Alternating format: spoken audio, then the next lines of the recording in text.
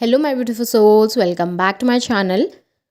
आज की रीडिंग में हम देखने वाले हैं कि आपके जो पार्टनर हैं वो नो कांटेक्ट में रह के अपने दोस्तों से आपके बारे में क्या बातें करते हैं, वो क्या शेयर करते हैं लोगों से आपके बारे में, क्या कहते हैं। रीडिंग जर्नल है, आप लोगों के साथ जितना रेजोनेट करती है आप उतना रखिए, जितना रेजोनेट नहीं करता है उससे जाने दीजिए। मेल एंड फीमेल सभी के लिए और सारी ही साइंस के लिए रीडिंग है। रीडिंग टाइमलेस है, तो जिस वक्त पे आपके सामने आती है उस वक्त पे आपके साथ रेजोनेट कर सकती है। तो चलिए स्टार्ट करते हैं। हाईलाइटेड साइंस बता दूं, ये साइंस आपके आपके पार्टनर के हो सकते हैं। आप लोग अर्थ साइन के हो सकते हैं, टॉरस, वर्गो, कैप्रिकॉर्न। आप लोग फायर साइन के हो सकते हैं, एरीज, लियो, सैजिटेरियस। वाटर साइन के हो सकते हैं, कैंसर, स्कॉर्पियो, पाइसेस। नंबर्स अगर देखूं तो नंबर 8 इंपॉर्टेंट हो सकता है, अगस्त मंथ इंपॉर्टेंट हो सकता है, नंबर 2 फैब मंथ इंपॉर्टेंट हो सकता है, नंबर 10 अक्टूबर मंथ इंपॉर्टेंट हो सकता है, नंबर 7 जुलाई मंथ आप लोगों के लिए इंपॉर्टेंट हो सकता है और नंबर 4 अप्रैल मंथ भी इंपॉर्टेंट हो सकता है। ये सभी नंबर्स कहीं ना कहीं आपसे कनेक्ट करते होंगे। तो चलिए अब रीडिंग को स्टार्ट करते हैं, देखते हैं क्या बातें करते हैं वो अपने दोस्तों से आपके लिए। यहाँ पे मुझे दिखाई दे रहा है आपकी जो पर्सन है, ये जो पार्टनर है, वो अपने स्ट्रगल लोगों को बताते हैं कि कैसे इस रिलेशनशिप में कितने सारे एफर्ट्स उनकी तरफ से उन्होंने किए, कितना सब कुछ किया था उन्होंने आपके लिए, किस किस पॉइंट पे उन्होंने आपके लिए इतने सेक्रीफाइसेस किए, लेकिन आप उस समय पे उस पॉइंट पे उन चीज़ों को शायद समझ नहीं पाए। आप लोगों ने साथ में बहुत सारे ड्रीम्स देखे थे, बहुत सारे सपने देखे थे। आप लोगों ने एक दूसरे के साथ इस रिलेशनशिप में फ्यूचर देखा था, जहाँ पर आप दोनों एक दूसरे के साथ खुश रहना चाहते थे, हैप्पी रहना चाहते थे और धीरे धीरे करके आपने इस रिलेशनशिप को बिल्ड किया था। धीरे धीरे कोशिश करके, मेहनत करके इस रिश्ते को आपने इस ऊंचाई तक पहुंचाया था कि आप इतने सालों से एक दूसरे के साथ थे। बट आप लोगों का जो ये रिलेशन है ना, बहुत लंबा चला होगा, यानी कि ये कोई शॉर्ट टर्म रिलेशनशिप नहीं है, ये काफ़ी लंबे समय से चल रहा था। आप लोग एक दूसरे को काफ़ी लंबे समय से जानते थे, काफ़ी बेहतर तरीके से आप लोगों के रिलेशनशिप में वो लॉयल्टी थी, वो रिस्पेक्ट थी, आप लोग एक दूसरे से करते थे। स्टार्टिंग का फेज़ काफ़ी अच्छा, काफ़ी ब्यूटीफुल रहा, काफ़ी ड्रीम्स आप लोगों ने देखे, काफ़ी सपने सजाए एक दूसरे के साथ। लेकिन वही हुआ ना कि रिलेशनशिप में आगे मेहनत ही नहीं हो पाई, उस तरीके से ये चीज़ें वर्कआउट ही नहीं हो पाई, उस तरीके से कम्युनिकेशन ही नहीं हो पाए कि चीज़ें आगे बढ़ सकें। चीज़ें अचानक से ऐसे ख़त्म हो गई जैसे कि एक तरीके का मैजिक था। अचानक से चीज़ें कॉम्प्लिकेट होना स्टार्ट हुई, अचानक से एक दूसरे से मन हटना स्टार्ट हो गया आपके पार्टनर का। स्पेशली वो आपकी सुनना पसंद नहीं करते थे, आपको अंडरस्टैंड करना पसंद नहीं करते थे। बट आपके पार्टनर को भी सिमिलर चीज़ें लगती हैं कि आपने शायद कोशिश नहीं की, आपने शायद उतने एफर्ट्स नहीं डाले उनके साथ बने रहने के लिए, जुड़े रहने के लिए या उनको समझने के लिए। इस वजह से चीज़ें आप लोगों के बीच में ख़राब हुई हैं। बट वो होप करते हैं कि आगे चलकर फिर से चीज़ें वर्कआउट हो सकें आप लोगों के बीच में, विश करते हुए दिखे हैं। और कहीं ना कहीं आपको काफ़ी कंपेयर भी करते हैं लोगों से। यहाँ पे ऐसा दिखाई दे रहा है उनकी लाइफ में बहुत सारे लोग ज़रूर होंगे और वो ये कहते भी हैं कि सिर्फ यही इंसान नहीं है जिसे मैंने डेट किया है, इसके अलावा भी मैंने काफ़ी लोगों को डेट किया है, या इनके अलावा भी मैं काफ़ी लोगों के साथ रहा हूँ या रही हूँ अपनी ज़िंदगी में। बट ये इंसान काफ़ी बेहतर थे, ये इंसान काफ़ी एक ऐसा इंसान है जो शायद मेरे लिए बहुत परफेक्ट था उस समय पे, मेरे लिए शायद इसके साथ रहना काफ़ी ईजी था। हाँ, हमारे बीच में चीज़ें ख़राब हुई, हमारे बीच में शायद अंडरस्टैंडिंग की कमी आ गई थी। हाँ, शायद हम एक दूसरे से थोड़ा-सा रूट से गए थे, एक दूसरे को समझ नहीं पा रहे थे, लेकिन उसके बावजूद भी मुझे पता है कि जितना प्यार शायद इसने मुझे किया है, उतना कोई दूसरा इंसान नहीं कर सकता, या उतनी रिस्पेक्ट मुझे कोई दूसरा इंसान नहीं दे सकता है, जितना इस इंसान ने दी है। इनिशियल फेज़ में या लास्ट के टाइम पे शायद हमारे बीच में चीज़ें कॉम्प्लिकेट होना स्टार्ट हुई, शायद हमने एक दूसरे को समझना स्टार्ट नहीं किया। बट हाँ, जो स्टार्टिंग के फेज़ में जितना ब्यूटीफुल था ये रिलेशनशिप, अगर ऐसे ही बरकरार रहता तो हम इसे बहुत अच्छे तरीके से आगे बढ़ा सकते थे, अच्छे मकाम पे ले जा सकते थे।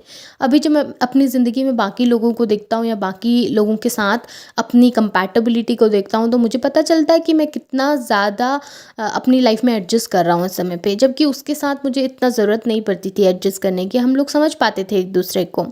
हमने चीज़ें ख़राब की हैं, हम दोनों ने ही मिलकर चीज़ें ख़राब की हैं, हम दोनों की ही वजह से चीज़ें इतनी ज़्यादा कॉम्प्लिकेट हो गई, हम दोनों ही एक जगह पर ध्यान नहीं दे पाए, एक दूसरे पर ध्यान नहीं दे पाए।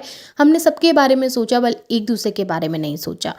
हमारे थॉट्स एक दूसरे से बहुत अलग हैं। ऐसा आपके पार्टनर कहते हैं अपने दोस्तों से कि मेरे और उसके थॉट बहुत अलग हैं। वो एक इमोशनल इंसान है जो हर चीज़ को काफ़ी इमोशनली देखते हैं, हर चीज़ में उन्होंने इमोशनली रिएक्ट करना होता है। जबकि मैंने अपनी लाइफ में हर चीज़ को प्रैक्टिकली देखा है, मैंने अपनी लाइफ में हर चीज़ को इस तरीके से देखा है कि ठीक है, ज़िंदगी जीनी है तो ज़िंदगी जीने के लिए आपको अपने लिए खड़ा होना पड़ेगा, अपने लिए स्टैंड लेना पड़ेगा। आपको पैसे की भी ज़रूरत है, आपको अपनी ज़िंदगी में काम की भी ज़रूरत है। सिर्फ़ प्यार से घर नहीं चलता है, या प्यार से ही आप अपने फ्यूचर को नहीं देख सकते हैं। या आप हमेशा हर चीज़ में इमोशनल नहीं हो सकते।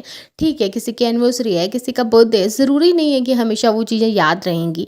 बट वो एक ऐसे इंसान है जो इमोशनल है, वो एक ऐसी पर्सन है जो इमोशनल है, उसे हर चीज़ में इमोशन दिखते हैं। वो बहुत ज़्यादा ओवर एक्सप्रेसिव हो जाते हैं, उनको छोटी-छोटी चीज़ों का बुरा लगने लगता है और वो ओवर रिएक्ट करने लगती हैं उन चीज़ों को लेकर, और मुझे समझ में नहीं आता कि मैं उस सिचुएशन को कैसे अंडरस्टैंड करूँ या कैसे उसको सँभालूँ या कैसे समझाऊँ कि मेरे हिसाब से चीज़ें किस तरीके से हैं। शायद उसका और मेरा सोचने का तरीका इतना अलग है कि हम एक दूसरे को समझ नहीं पाए या अंडरस्टैंड नहीं कर पाए, एक दूसरे के तरीके को नहीं समझ पाए। मेरा एक्सप्रेस करने का तरीका थोड़ा डिफरेंट है, उसका एक्सप्रेस करने का तरीका थोड़ा डिफरेंस है। हमारे बीच में डिफरेंसेस बहुत हैं, दूरियां बहुत हैं, और शायद हमने खुलकर उन चीज़ों के बारे में बात नहीं करी। देखिए, यहाँ पे अट्रैक्शन है एक दूसरे को लेकर।